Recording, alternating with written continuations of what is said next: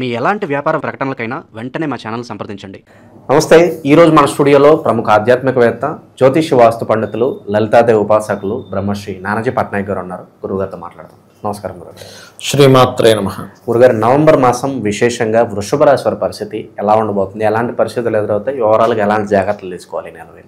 వృషభం వారికి కనుక చూసుకుంటే లగ్నాధిపతి 5లో ఉన్నాడు, 6లోకి వెళ్ళబోతున్నాడు. అయితే ఈ అసలు గ్రహాలు ఎక్కడెక్కడ ఉన్నాయి, వీటి ఫలితాలు ఏమిటని చెప్తుంది నేనైనప్పటికీ కూడా చెప్పిస్తున్న సాక్షాత్ లలిత అమ్మవారిగా భావిస్తూ ఇక్కడ 2వ తేదీ నుంచి వృషభ లగ్నానికి అనుకోండి, రాశికి అనుకోండి, అధిపతి వెళ్ళి 6లోకి వెళ్ళి కూర్చుంటున్నాడు. 6లో నీచబడ్డ రేవు ఉంటాడు 17వ తేదీ వరకు. దీనివల్ల ఏంటంటే ఫస్ట్ ఆఫ్ ఆల్ 4వ అధిపతి 6లో ఉన్నందుకు వీళ్ళు ఏదైనా ప్రాపర్టీస్ తీసుకునేటప్పుడు చాలా కేర్గా చూసుకొని తీసుకోవాలి. ఇంకోటి, ఉష్ణం ద్వారా ఎక్కువ ఇబ్బంది పడుతున్నారు ఎవరైనా, వారు కొంచెం వారి ఆరోగ్య విషయంలో జాగ్రత్తగా ఉండాలి. అయితే 2వ తేదీ నుంచి ఎప్పుడైతే శుక్రుడు మనకి 1-6 అధిపతి రవితో వెళ్ళి కలుస్తున్నాడు, గతంలో ఏవేవైతే వివాదాల్లో ఉన్నాయో లేకపోతే ఎప్పటి నుంచో లాంగ్ టర్మ్గా కొంత ఇబ్బంది పడుతున్నారు హెల్త్ పరంగా, అది చిన్న దీంతో క్లియర్ అయిపోవడం జరుగుతుంది అనమాట.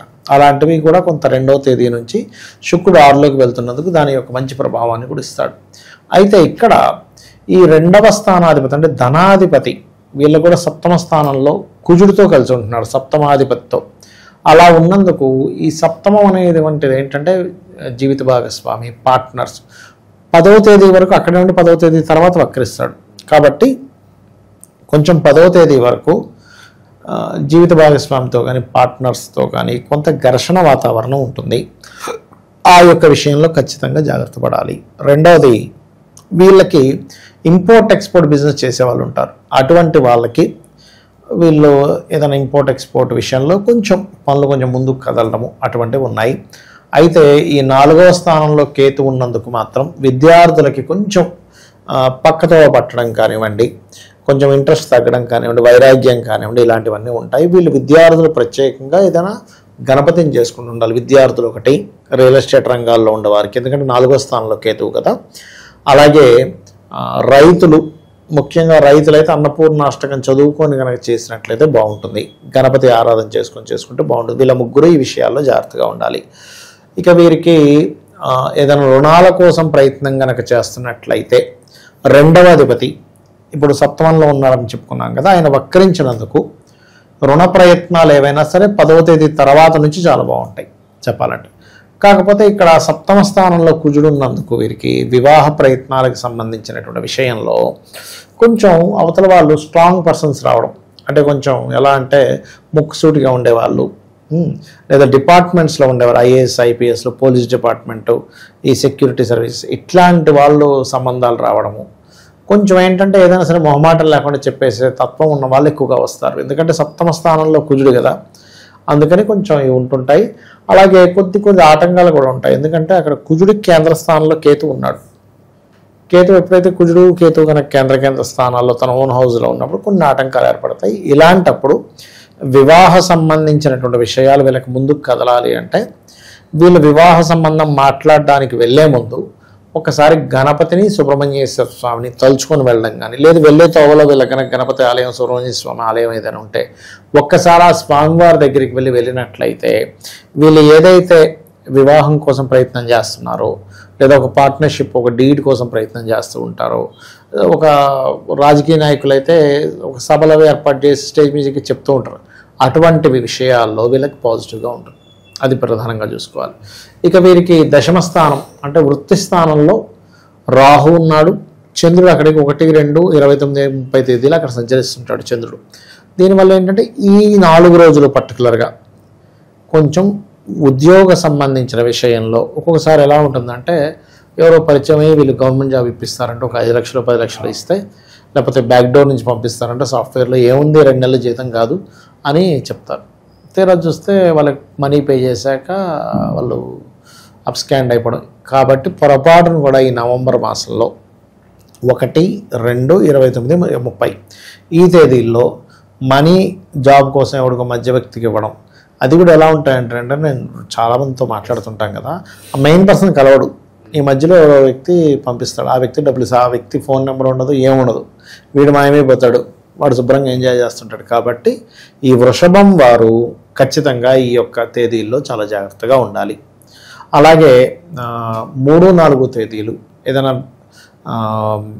ప్రయత్నాలు అంటే వ్యాపార సంబంధించిన అభివృద్ధి కోసం చేసే ప్రయత్నాల విషయంలో కూడా కొద్దిగా జాగ్రత్తగా ఉండాలి.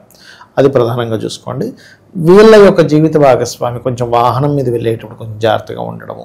అలాగే ఆల్రెడీ వివాహమైన వాళ్ళకి కొంతమంది చూడండి బీపీస్, షుగర్స్ ఉంటాయి. ముఖ్యంగా బీపీ, ఎందుకంటే సప్తమ స్థానంలో కుజుడు కదా, సప్తమ స్థానానికి కుజుడు కారకుడు, కుజుడు బీపీ లెవెల్స్కి కారకుడు. ఎవరికైనా మీరు గమనించండి, ఎనీ జన్మజాతకం మార్స్ ఆస్పెక్ట్ కనుక ఉంటే అందరికంటే వాళ్ళకి కొంచెం బీపీ ఎక్కువగా ఉంటుంది.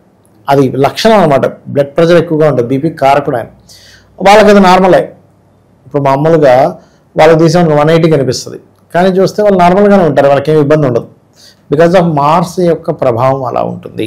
అది ఇక వీళ్ళకి ఉద్యోగ ప్రయత్నాలు ఇవన్నీ ఎట్లా ఉంటాయి ఏమిటి అని చెప్పి చూసుకున్నట్లయితే ఇందాక మనం చెప్పుకున్నట్టుగా విదేశీ ఉద్యోగ యోగాలు, ఆన్లైన్లో వర్క్ ఫ్రమ్ హోమ్ అంటాం చేశారు, వర్క్ ఫ్రమ్ హోమ్.